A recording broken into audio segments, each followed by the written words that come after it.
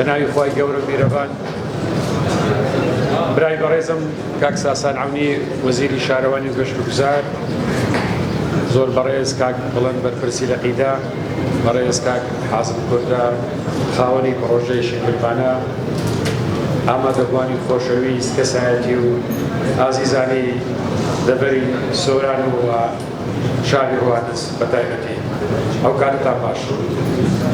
خۆشحاڵین ئەمڕۆکە لە پرۆژەیەکی کەی ناوازەی کەسایەتی ڕواندز کاک حازم کوردە بەشداری ئەویشکردنەوەی ئوتێلی ئەبراهامە لە ناو پرۆژەی شنگلبانە. بەڕێزان دیارە هەموومان دەزانین پرۆژەی شنگلبانە بووەتە ئایکۆنێکی سنووری ئیداری سەربەخۆی سۆران، ئەوەی کە جێگای خۆشحاڵیە لە کاتی دروستبوونی شنگلبانە خاوەنی ئەو پرۆژەیە کاک حازم نەوەستاوە بە دروستکردنی ئەو پرۆژەیە لەو کاتە، بەڵکو بە بەردەوام کاری لەسەر پەرەپێدان و پێشخستنی ئەو پرۆژەیە کردیە. من لەبیر بماوەی چەند ساڵێک سەردانی ئەو پرۆژەیەم کردم و پێشەوەی ئەو بەرپرسیارەتێ وەربگرم بە کاک حازم گوت کە لەوانەیە هەندێک لەو شوێن و مۆتێلانە پێویستیان بە نۆژەکردنەوە هەبیتن، بەڵام دیار بوو کاک حازم خۆی ئەو بەرنامەیە هەبوو دەستی بە نۆژەکردنەوەی تەواوی ئەو مۆتێلانە کردبوو کە لە ماوەی چەند ساڵێک لە خزمەت گەشتیاراندا بۆ ئەوەی ستانداردی ئەو پرۆژەیە خۆی بمێنێ و دوای ئەوە دەستی بە دروستکردنی پرۆژەی زیاتر کرد بۆ ئەوەی دەبێتە پرۆژەیەکی متەکامل هەموو پێکاتەکانی گەشتیاری تێدا بێتن. ئەو بۆ ئەکواپارکی میریشی دروست کرد کە بچێتە خزمەت گەشتیارانەوە و ئەو ڕۆکە بە خۆشحاڵیەوە لە دوایین سەردانی جەنابی سەرۆکی حکوومەت ڕێزدار مەسرور بارزانی یەکێک لە پێشنیارەکان کە بە کاک حازمی گوتی باشاگەر باشترە لەناو ئەو پرۆژەیە کە هوتێل و موتێلیشی تێدا بێتن بۆ ئەوانەی کە دەیانەوێتن زیاتر بەکاربێنن. کاک حازم دیارە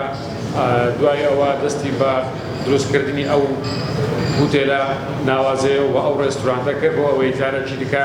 بکەوێتە خزمەت ئەو گەشتیارانێک کە دێنە ناو شنگلبانە. لێرەوە دەمەوێت بە خەڵکی شاری ڕوانزی خۆشەویست بڵێم کە ئێوە شانسێکی باشتان هەیە، کەسێکی وەکو کاک حازم خەمخۆری ئەو شارەیە بۆ دروستکردنی ئەو پرۆژانە. ئەوەی کە جەنابی بەخۆشی باسی کرد ڕاستە کاک حازم لەوانەیە لە ڕووی بزنس وەکو بزنسمانێک کار لەسەرەوە کردووە، بەڵام بزنس خطوڕەی تێدایە، مجازەفەی تێدایە. کاک حازم ئەو خطوڕە و مجازەفەی لە ڕواندز کرد بۆ ئەوەی شارەکەی خۆی بژێنێتەوە و من لێرەوە هەم دەستخۆشی لێ دەکەم و هەم سوپاسی دەکەم. ئێمە لە حکوومەتی هەرێمی کوردستان و بەتایبەتی لە دوای هێنانەکایی کابینەی نوێنەری حکوومەتی هەرێمی کوردستان و ئیدارەی سەربەخۆی سۆران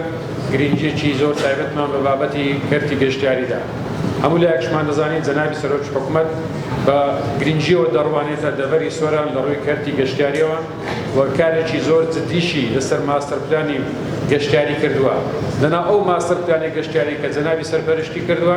شنگلبانە یەکێکە لەو پرۆژانە کە بتوانێت چۆن بگونجێتن لەگەر ئەو ماستەرپلانە، چۆن بتوانێتە سوود لەو ماستەرپلانی گەشتیاری وەربگرێتن تا ئەوەی بتوانێت بێتە تەواوکەری پرۆژەکە. ئەوەی لە بەرنامەی ئێمەدا ئینشەڵڵا لە داهاتوێکی نزیک بە هەبوونی کەسانی وەک کاک حازم لە ناوچەیە دەڤەری سۆران لە ڕووی گەشتیاریەوە دەچێتە قۆناغێکی زۆر پێشکەوتوو و ئێمە لە ساڵانی ڕابردوو کارێکی زۆر جدیمان لەسەر ژێرخانی ڕێگاوبان کردیان و حکوومەتی هەرێمی کوردستان ژێرخانی ڕێگاوبانی زۆر باش کار لەسەر کردووە و بەستنەوەی شاری سۆران بە هەولێری پایتەخت لە قۆناغەکانی کۆتاییدایە بەمەش پرۆژەی شنگلبانە و هەموو ئەو پرۆژە گەشتیارانێک کە لەو دەبەرە و لەو ناوچەیە هەنا دەتوانن زیاتر بە بازار بکرێن و ئێمە هەموو هاوکار و پاڵپشتێکیش دەبین بۆ هەموو ئەو بەبەرهێنەرانی کە دەیانەوێت لێرانە بەبەرهێنەر لەسەر کەرتی گەشتیاری بکەین و پاڵپشتی و هاوکارێکی تەواویان دەبین و ئەوەی کە کاک حازم کردی ئەمن داوا لەوە بەرهێنەرانی دیکە دەکەم کە ڕوو لەو ناوچەیە بکەن و پرۆژەی لە نمونەی پرۆژەی شنگلبانە زیاتر بکەن لەو دەبەرە، نەک تەنها لە ڕەواندز بەرک و لە ناوچەکانی دیکەی دۆڵی لە ناوچەی باڵەکایەتی و لە ناوچەی سیدەکان و برادۆست و لە تەواوی سنووری ئیدارەی سەربەخۆی سۆران ناوچەی زۆر دڕ پێمان هەیە. و بەناوی خۆشمان وە بەناوی ئێوە بەناوی کاک حازمیش سوپاسی هاتنی جەنابی